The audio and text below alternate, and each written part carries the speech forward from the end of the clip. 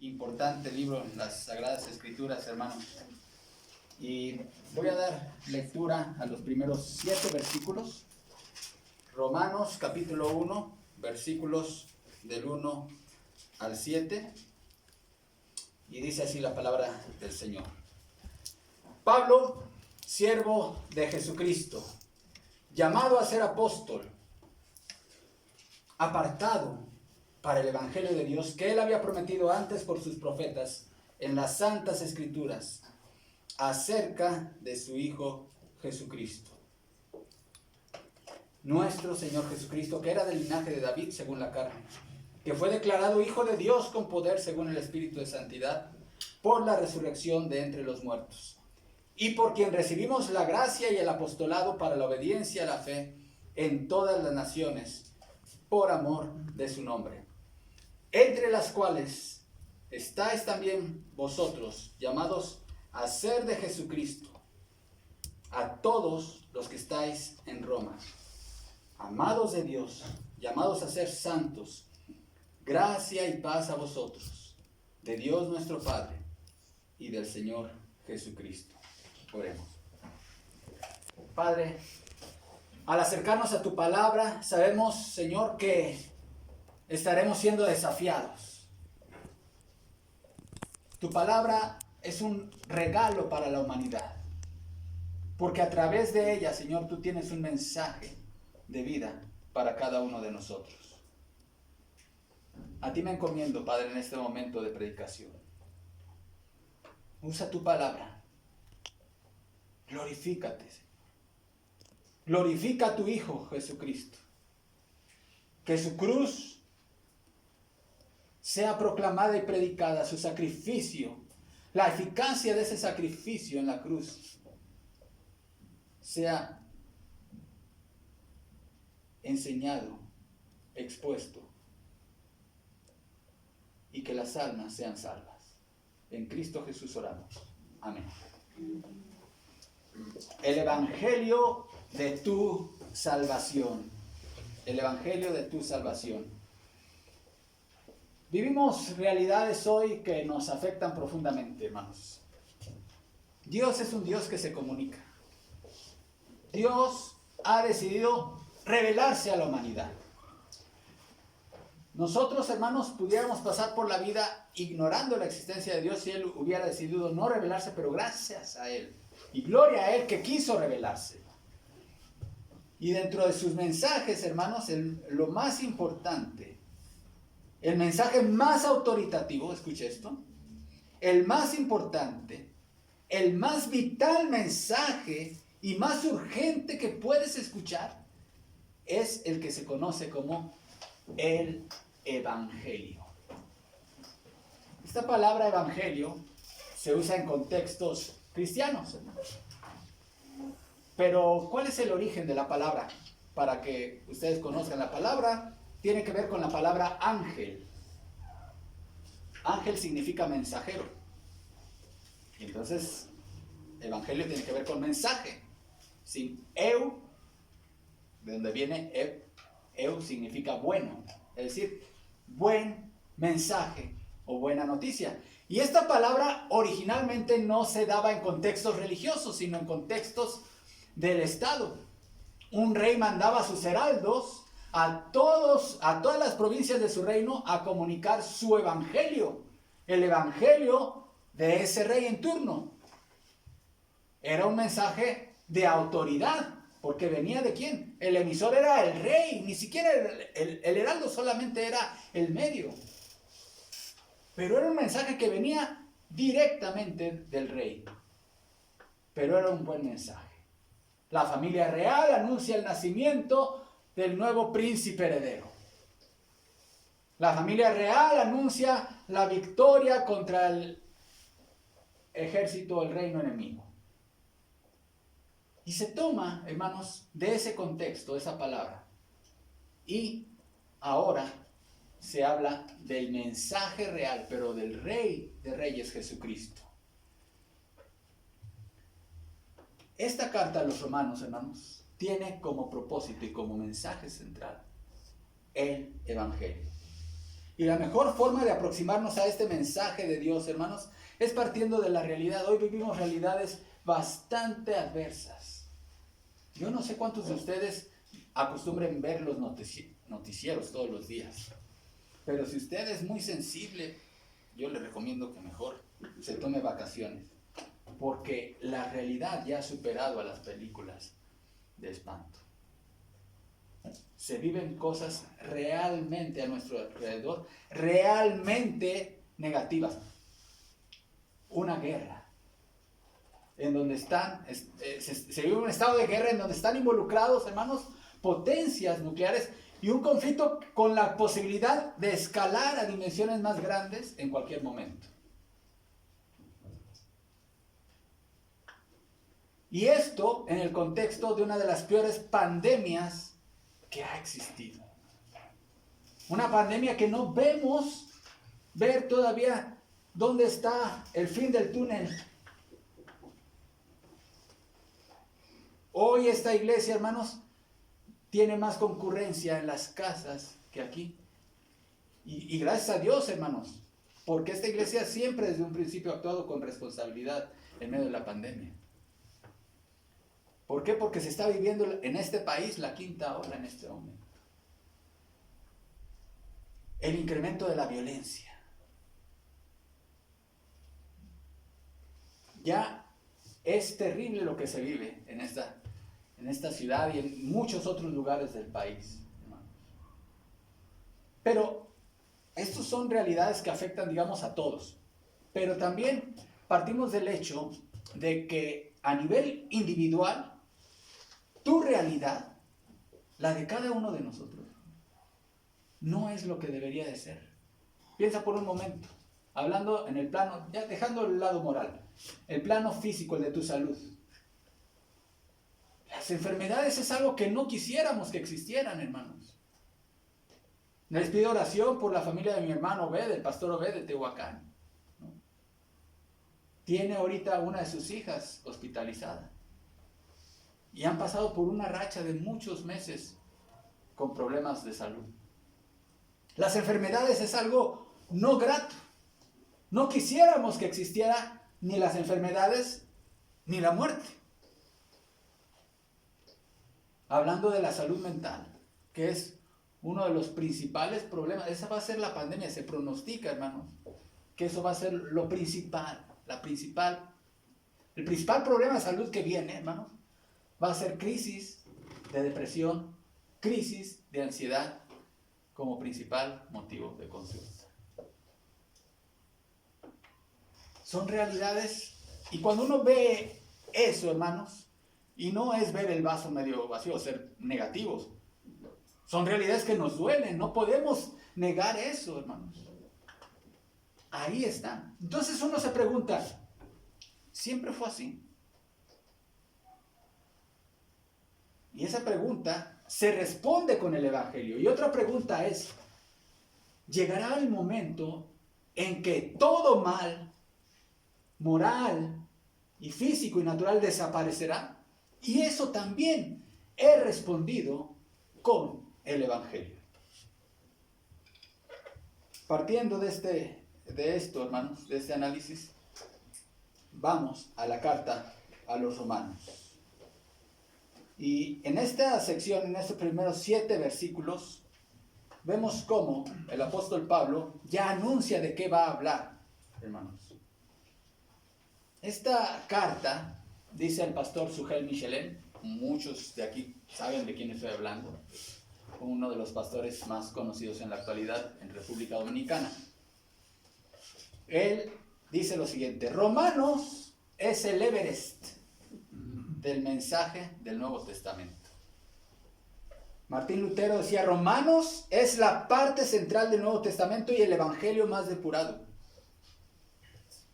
También el primer traductor de la Biblia al inglés, William Tyndale, decía lo siguiente. Decía lo mismo, él opinaba igual que Lutero. Y de hecho, hermanos, Dios ha usado esta carta en la historia de la iglesia cristiana cuando quiere generar movimientos y avivamientos poderosos. La mayoría de los estudiosos y teólogos concuerdan que después del apóstol Pablo, El más grande teólogo que ha tenido la iglesia ha sido un hombre del norte de África llamado Agustín de Hipona. Este hombre, a pesar de que su madre era cristiana, él vivió para el mundo y los placeres durante toda su vida. Pero un tiempo fue confrontado y cayó en sus manos una porción de la carta a los romanos, en donde él fue confrontado, y ahí Dios usó esto para su conversión. También, todos sabemos la historia, Martín Lutero. Dios usó la carta a los romanos para la conversión de Martín Lutero. John Wesley, el avivamiento de santidad que ocurrió en Inglaterra y en muchas partes del mundo a través de la vida de John Wesley, fue a través de la carta a los romanos. Juan Crisóstomo decía que Romanos era el compendio más profundo y extenso de todas las verdades sagradas de la Biblia. Y es que en esta carta, Pablo, hermanos, usa la expresión, llega un momento cuando está desarrollando el Evangelio, y en esa explicación es como si Pablo empezara a nadar, a bucear en un océano, hermanos, encontrando el fondo. Conocen esto que se hablaba de la laguna del Chichica, ¿no? Aquí cerca, ¿no? Que vino Jacques Cousteau y que con todo el equipo y que no le encontraron fondo. Bueno, algún fondo ha de tener. Bueno, es así. Cuando tú quieres encontrar la profundidad, el fondo de algo y no lo encuentras. Entonces Pablo, en un momento, y llegaremos, si el Señor lo permite, a ese pasaje, se maravilla y llega a ver y dice: oh, profundidad de las riquezas, de la sabiduría de Dios. Cuán insondables son tus caminos, e inescrutables tus verdades. Es decir, dice Pablo, el Evangelio, hermanos, que es un mensaje que hasta un pequeñito puede entenderlo. Es sencillo, pero es sumamente profundo. Dice Pablo, no se puede llegar a entender en su plenitud y en su profundidad las verdades del Evangelio. ¿Cómo surge la iglesia de Roma? ¿Cómo se funda? Bueno, hermanos, conocemos la historia de cómo inicia el libro de los Hechos, ¿no? Y cómo nace la iglesia. El día de Pentecostés era una fiesta que congregaba a judíos de todas partes del mundo. Y se menciona aquí en Lucas, aquí en el libro de los Hechos, Lucas dice que al enlistar los países de donde venían los visitantes de la fiesta, menciona también romanos. Es decir, había judíos de la comunidad judía que había venido a Pentecostés y que escucharon la predicación de Pedro y que después de un tiempo regresaron a la ciudad de Roma. Ellos fundaron la iglesia de Roma. Una vez llegados ahí, estos hermanos judíos creyentes empezaron a predicar también a los no judíos de Roma. Así que esta iglesia al principio no contaba con un liderazgo como un grupo de pastores, un pastor, o que haya oído un misionero, ¿no? Simplemente eran los hermanos que estuvieron en Pentecostés, regresaron a Roma, fundaron la iglesia, se empezaron a reunir, evangelizaron a los romanos, no judíos, y entonces la iglesia empezó a convivir. Lo mismo que en Antioquía, judíos y no judíos ahí, creyentes en Cristo. Pero en el año 40, el emperador Claudio, y eso lo registra Lucas en el libro de los Hechos, emitió un decreto que toda la comunidad judía debía salir de Roma. ¿Sí? Entre ellos estaban Aquila y Priscila. Así que la parte judía de la iglesia, hermanos, salió de Roma, y la iglesia en Roma se quedó solamente con romanos no judíos. Así que cuando muere el emperador Claudio en el año 52 después de Cristo, los judíos ya podían regresar a la capital imperial, y de hecho regresaron. Y entonces la iglesia ya fue difícil la convivencia, hermanos, porque había ya una lucha étnica ahí, porque se encontraron con una iglesia muy pues muy acostumbrada pues a estilos de vida no judíos, ¿no? entre ellos la dieta, ¿sí? La observancia de ciertos días, etc. Y entonces la comunidad judía, que había estado dispersa por mucho tiempo, regresan a la iglesia y pues entran en crisis. Bueno, pues unos 4 años después, Pablo, en su tercer viaje misionero, estando en Corinto, le escribe esta carta a esa iglesia que se había vuelto a reunir y que estaban teniendo, no sabían ya cómo convivir, ¿sí? Y entonces, ¿qué les dice Pablo? Bueno, Pablo tiene en mente varias cosas. Una es decirles, quiero ir a Roma. Todavía no sabía cómo iba a llegar en Roma, ya vimos que regresó preso. Dice, tengo planes misioneros, quiero ir a España, quiero evangelizar España, pero voy a pasar por Roma y quiero predicarles el evangelio a ustedes que están en Roma. Pero también el propósito de la carta era ayudarles con el evangelio a subsanar esas diferencias culturales que habían surgido entre estos grupos de judíos y no judíos. Estos primeros 7 versículos, hermanos, nos dan 3 verdades acerca del evangelio. Porque tú te puedes preguntar, bueno, la historia está interesante, pero ¿qué tiene que ver conmigo? Mexicano, mexicana del siglo XXI, ¿no? Bueno, tiene que ver mucho contigo, porque el evangelio, el mensaje del evangelio es actual y es para ti. Es para todo el mundo, pero apropiatelo para ti. En primer lugar, la primera verdad es que Dios prometió el evangelio, versículos 1 al 2. Pablo, siervo de Jesucristo, llamado a ser apóstol, apartado, noten esto, apartado para el evangelio de Dios, que él había prometido antes por sus profetas en las santas escrituras. Bien, esta palabra, hermanos, evangelio, he dado ya la explicación, significa buen mensaje. Y hay muchas formas, siempre lleva un adjetivo. Aquí está usando evangelio de Dios. Quiere decir que es un mensaje que procede ¿de quién? De Dios. Dios es el emisor. Ahora, si Dios está mandando un mensaje para ti, para ti, para ti, para ti, para ti y para mí, vale la pena que le pongamos atención a Dios, porque es el evangelio de Dios. Pero noten, este mensaje dice aquí que Él había prometido antes por sus profetas en las santas escrituras. Vivimos, hermanos, en épocas en donde la palabra de los seres humanos ha perdido valor. Mucha gente no puede confiar porque le han decepcionado tantas y tantas y tantas veces que ya desconfía de todos. Mucha gente inicia relaciones laborales, de amistad, de pareja, matrimoniales, etc. Y termina decepcionada, porque el ser humano tiene una tendencia a no cumplir su palabra. Lamentablemente, hermanos, eso ocurre y esa es una de las principales crisis relacionales.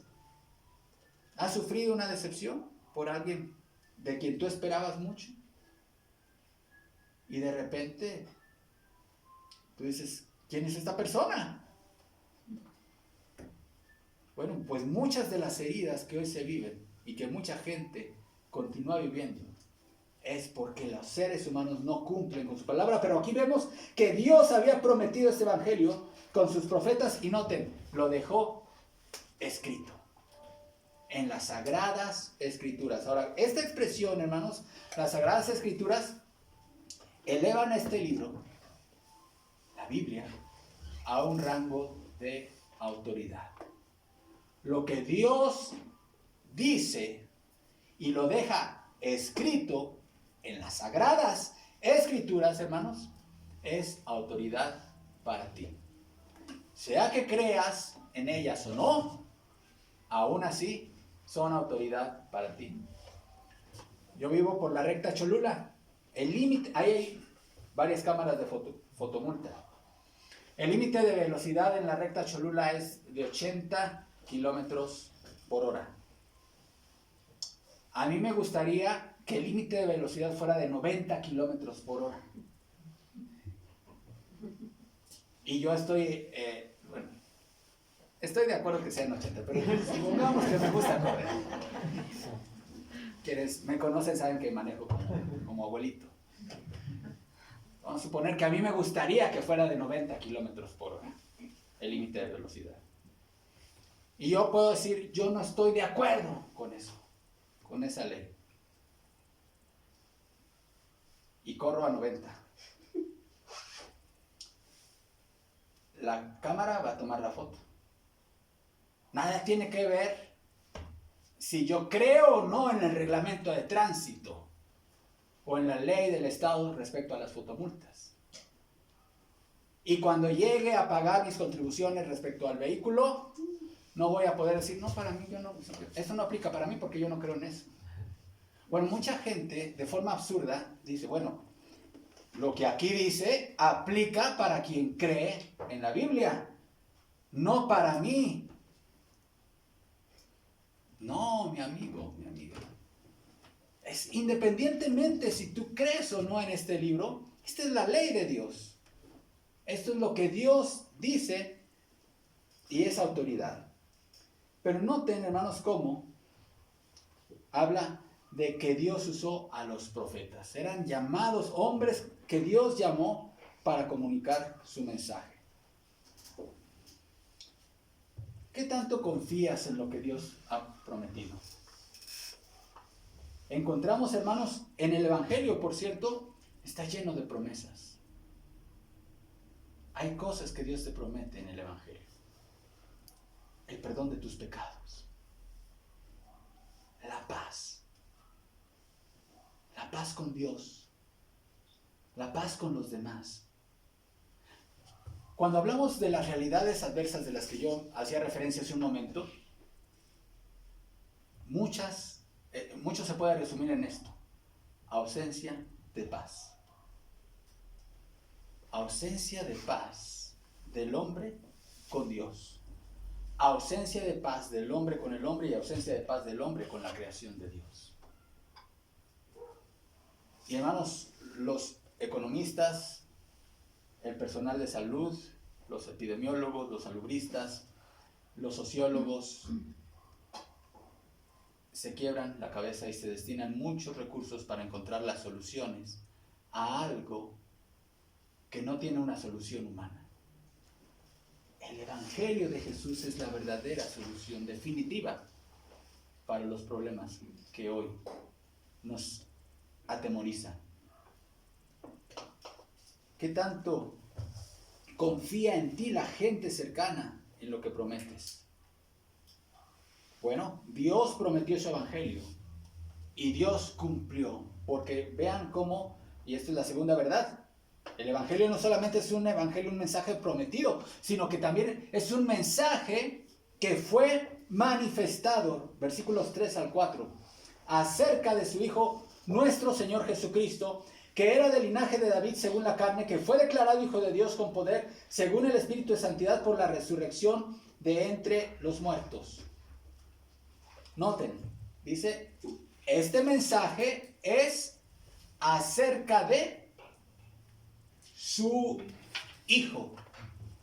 No se trata de ti, no se trata de mí. Hermanos cristianos, y aquí me dirijo a los hermanos de la iglesia que nos gusta compartir de Cristo. No presentes el mensaje con una visión antropocéntrica, es decir, centrada en el hombre, aunque sabemos que el hombre es el destinatario. Y sí, hay que hacer referencia porque el apóstol Pablo hablará acerca de la condición caída del ser humano. Esas son las malas noticias antes de pasar a las buenas. Pero el Evangelio se trata de Jesús. Se trata del Hijo de Dios. Él es el centro. Preséntalo cristocéntrico. Porque se trata del Hijo de Dios.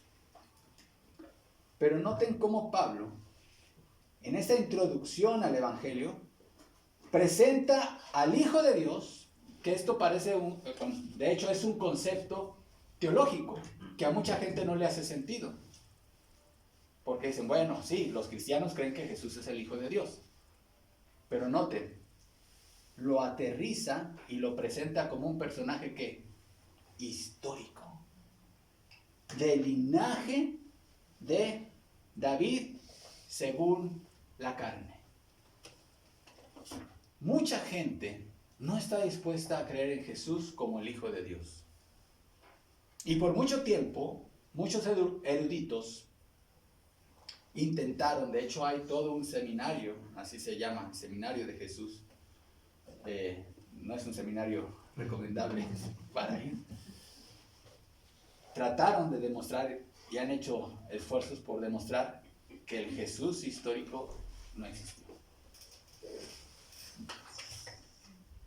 Pero la mayoría, y esto es, cada vez es más fuerte la evidencia, aún estoy hablando entre los círculos académicos no cristianos, hermanos, la evidencia y la opinión de la mayoría de la gente es que Jesús de Nazaret realmente fue un personaje histórico. Nosotros no tenemos ninguna duda, ¿no? Pero es un hecho. Jesús de Nazaret, un judío del primer siglo que fue crucificado. Pero el Evangelio nos habla algo mucho más importante. Vean lo que dice el versículo 4. Que fue declarado Hijo de Dios con poder. Ahora, esta expresión, amados hermanos, se repite nuevamente la expresión Hijo de Dios. Porque cualquiera de nosotros podría decir, yo soy el Hijo de Dios, ¿no? Pero demuéstralo. Bueno, Jesús dijo, yo soy el Hijo de Dios, pero fue declarado a través de ¿qué?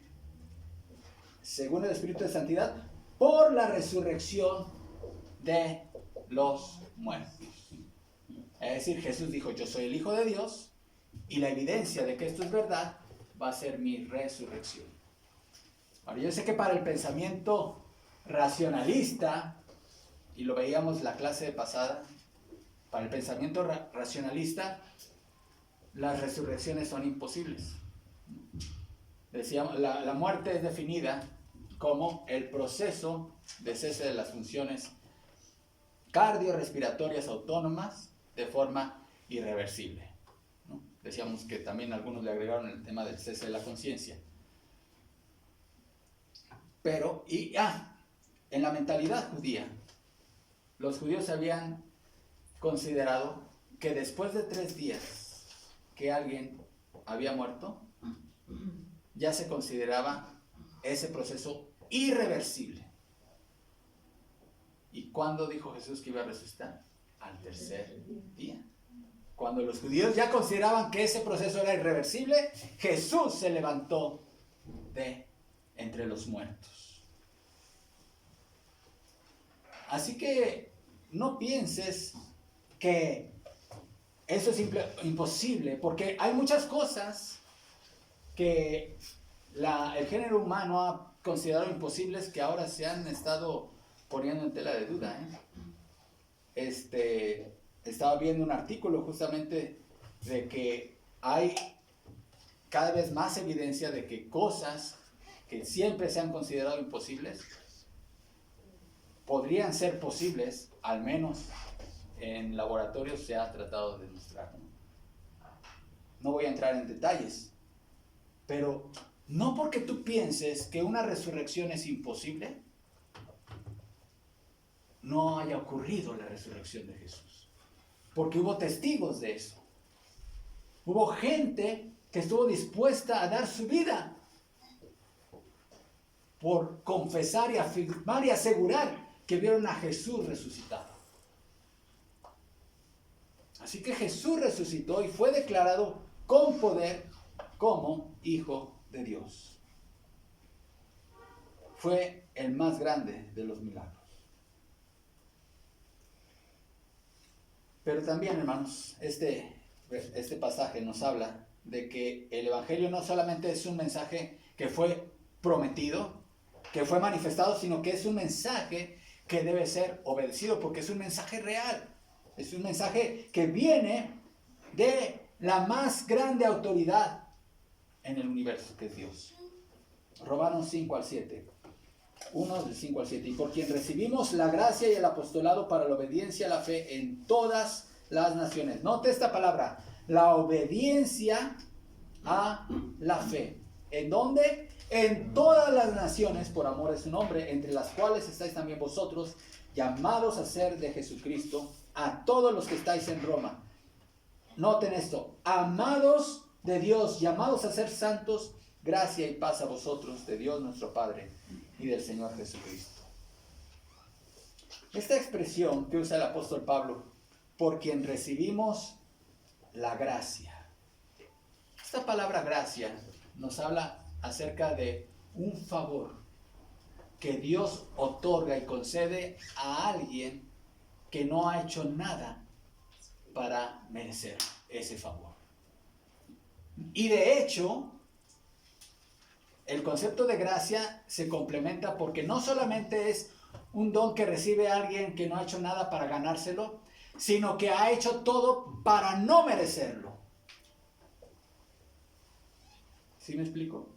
No solamente no te lo mereces, no has hecho nada para ganártelo, sino que has hecho todo para no merecerte. Eso es el concepto de gracia. Porque Dios, hermanos, simplemente pudo haber derramado su ira sobre todos y Él seguir siendo Dios.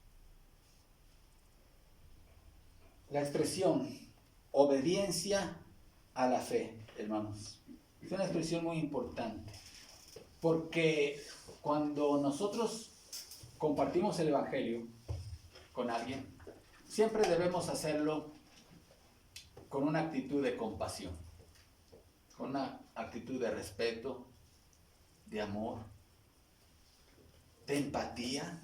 Acuérdate que tú estuviste en los zapatos de esa persona a quien le estás predicando. Pero no debemos, a pesar de todo esto que he dicho y que lo creo y lo sostengo, hermanos, no debemos de olvidar que estamos comunicando un mensaje real. Y cuando digo real me refiero a que es de autoridad del rey. Somos heraldos. Es decir, vamos a decir, esto dice el rey. Esto dice el rey. En la película de Mulan, sé que a algunos no les gusta o a algunos sí quizás, pero bueno, en la película de Mulan hay un diálogo que se da entre la niña y su papá cuando ella se molesta de por qué tiene que ir a la guerra si él está malito de su pierna, y le contesta el papá de Mulan a su hija: es un gran honor poder defender a mi país y a mi familia. Y Mulan le contesta: ¿y vas a morir por ese honor? Se moriré cumpliendo con mi deber. Conozco mi deber.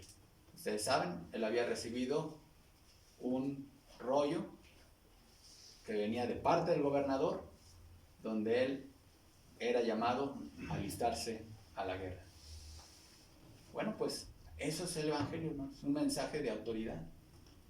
Es decir, cuando nosotros predicamos el Evangelio, hermanos, sí lo hacemos con amor, sí lo hacemos con compasión, pero somos ese heraldo que le decimos: ¿sabes qué? Dios te manda a obedecer el Evangelio. Porque si fuese como una invitación a una fiesta, bueno, pues alguien me invita a una fiesta, pero yo digo, no quiero ir, no voy. Y una invitación, pues nadie me puede sancionar por no ir, ¿no? Pero esto tiene otro carácter, porque rechazar el Evangelio sí que tiene consecuencias, y las más terribles.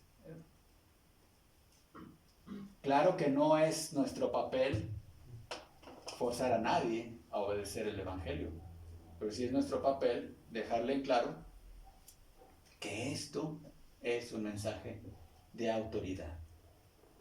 Dice: ser obedecido en todas las naciones, hermanos.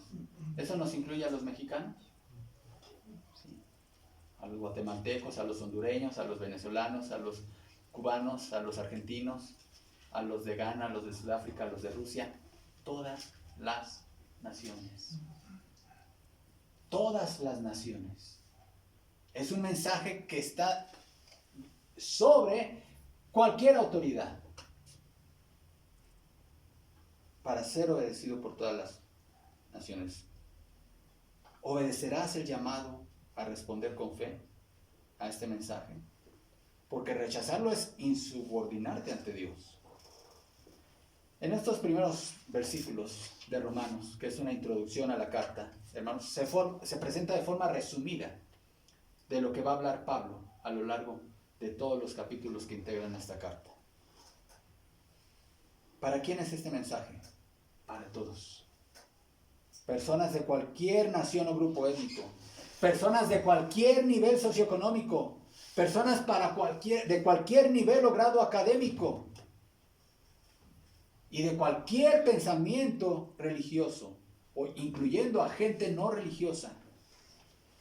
Este mensaje va dirigido en una primera instancia a personas que no gozan de una relación personal con Dios. Yo te pregunto, a quien sea que esté viendo este mensaje en cualquier momento,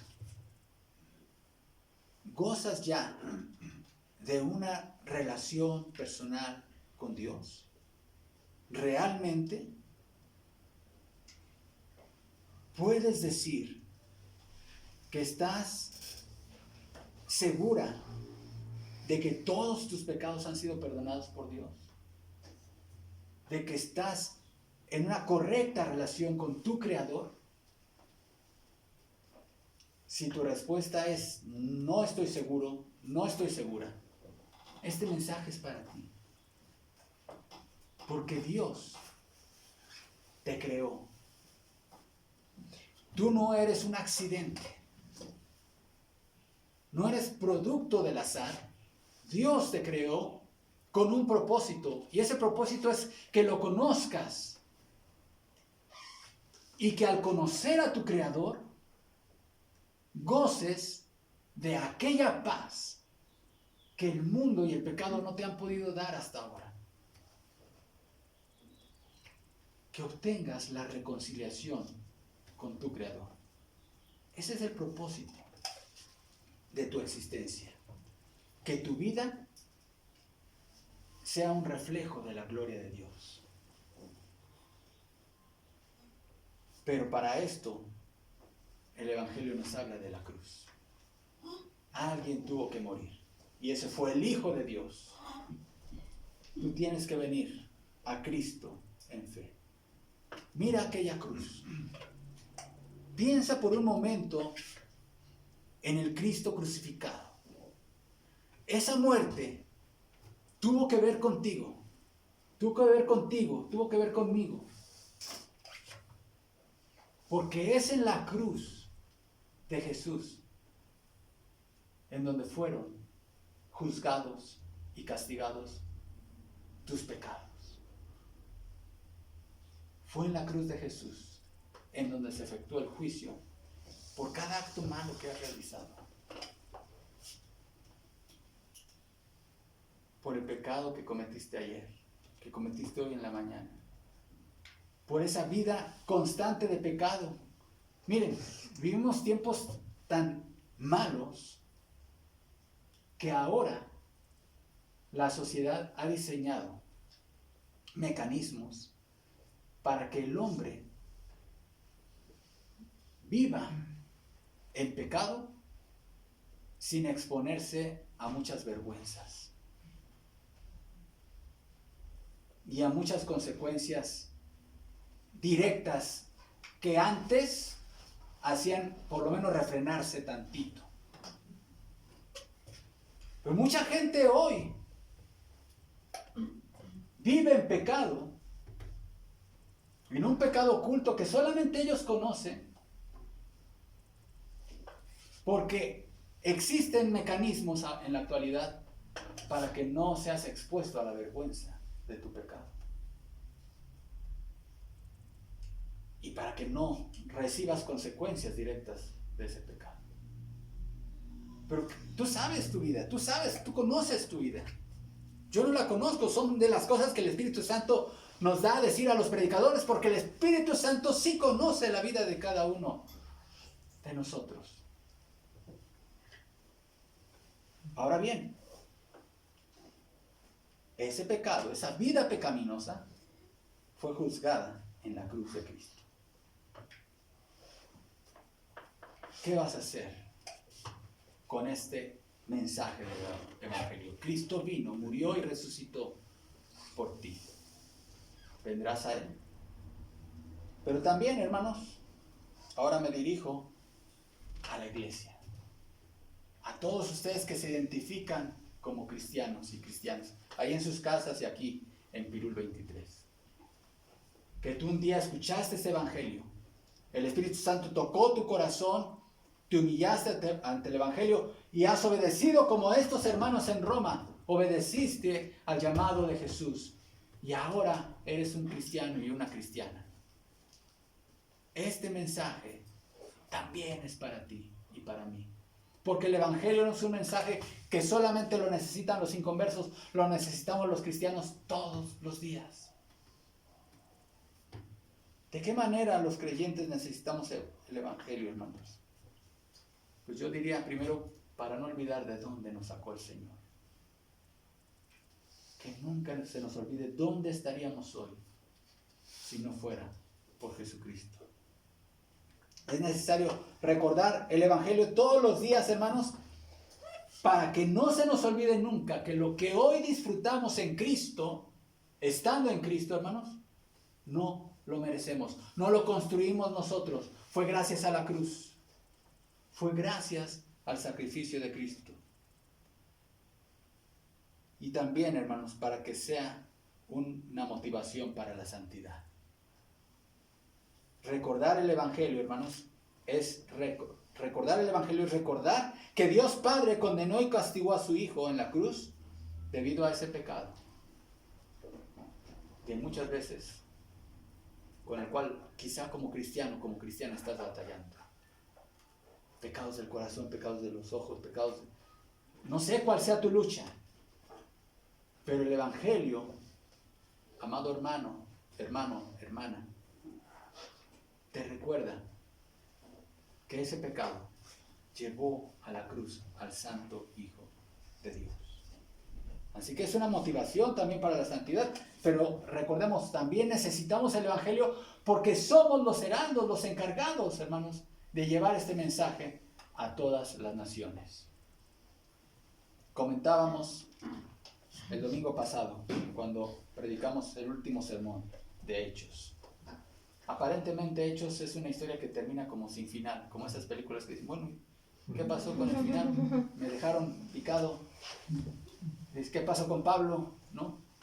Y es que para Lucas terminó en el propósito que él se propuso, pero decíamos, es que es una historia que se sigue escribiendo. Hechos capítulo 29 lo estamos escribiendo nosotros. ¿Con qué? Con la proclamación del Evangelio. Cristo sigue moviendo a su iglesia y haciendo que este mensaje sea proclamado en todo el mundo. Si esta es la primera vez que escuchaste este mensaje, sea que estés ahí en tu casa o estés aquí, y tú dices, yo no estoy segura de que mis pecados hayan sido perdonados. No importa tu contexto, quizás hasta seas alguien de la iglesia, pero has estado luchando, has tenido una lucha espiritual en ti y dices, es que yo desde chiquito crecí aquí en la iglesia. Mis padres eran cristianos, mis abuelos eran cristianos, pero yo lo único que recuerdo es que alguien una vez me dijo, en un campamento, en una clase, repite esta oración, la repetí y todo, pero veo mi vida y la verdad es que me gusta lo mismo que el mundo. Vivo igual que el mundo. Siento que me estoy engañando y que he vivido una vida de falsedad. No solamente a mi familia, sino a mi iglesia. Y estoy luchando con eso. La verdad que yo quisiera dejar la hipocresía, quisiera dejar ya esa vida doble y quisiera saber qué es ser verdaderamente cristiano y cristiana. ¿Qué es eso de tener una real relación con Dios? Si ese es tu caso, hoy es un buen día. Este es un buen momento para que en tu lugar, en este momento, ahí donde estás, le digas a Jesús: Señor Jesús, he escuchado de ti toda mi vida, pero mi vida evidentemente no es lo que debe de ser. Solamente creo que te conozco en mi cabeza, en mi mente, intelectualmente. Pero por lo que veo en mi vida parece que no vives en mi corazón. Quiero conocerte. Quiero que entres, que realmente te manifiestes a mí. Quiero saber qué es eso que he escuchado toda mi vida, eso que dicen que es nacer de nuevo.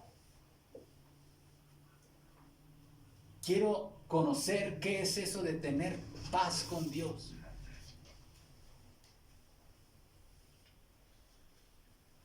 Si ese es tu caso, díselo al Señor en esta hora.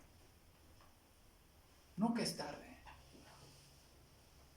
Nunca es tarde para hacerlo. Entrégate a Jesús en esta mañana. Mientras hago la oración para terminar el sermón, tú haz tu propia oración. Haz tu propia oración. Ahí. Si es una oración de entrega de tu corazón a Jesús, gloria a Dios. Hazlo en este momento. Si es para pedir perdón porque tu vida no ha sido lo que debe de ser, hazlo en este momento. Hoy es un buen día. Jesús no te va a rechazar. Él te espera, te está esperando con los brazos abiertos. Y esa incomodidad que sientes quizá en este momento es benéfica, porque es el Espíritu Santo quien te está incomodando y te está diciendo que esto es para ti. Es la voz de Dios. Tú sabes perfectamente que esto es para ti. No luches con Dios. No luches. Mejor dile: sí, reconozco, esto es para mí, Señor. Necesito a Jesús. Necesito su cruz. Necesito el perdón de mis pecados. Quiero dejar de engañarme a mí mismo. Ora al Señor. Padre, gracias por tu evangelio. Gracias, Señor, porque dentro de todas las cosas maravillosas que nos das todos los días, el aire que respiramos, la luz del sol, la lluvia, el alimento, la familia, el sustento, lo más valioso, lo más maravilloso es este mensaje real de tu amor, de que de tal manera amaste al mundo que diste a tu Hijo unigénito para morir en la cruz, para que todo aquel ser humano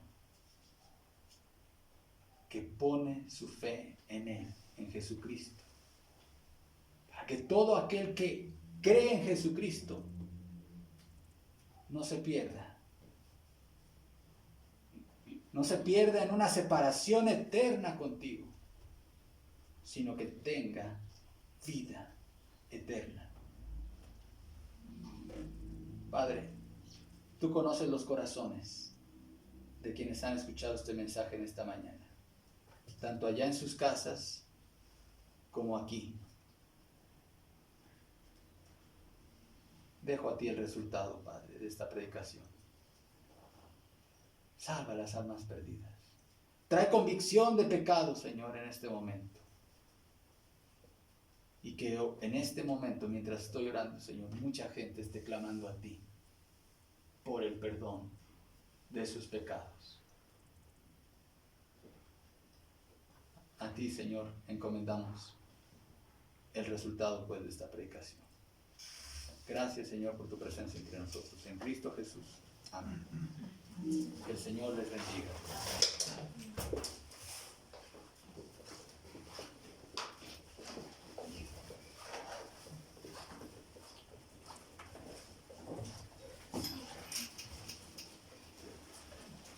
Pues, hermanos, vamos a continuar con el programa. Le voy a invitar al diácono que acaba de ir.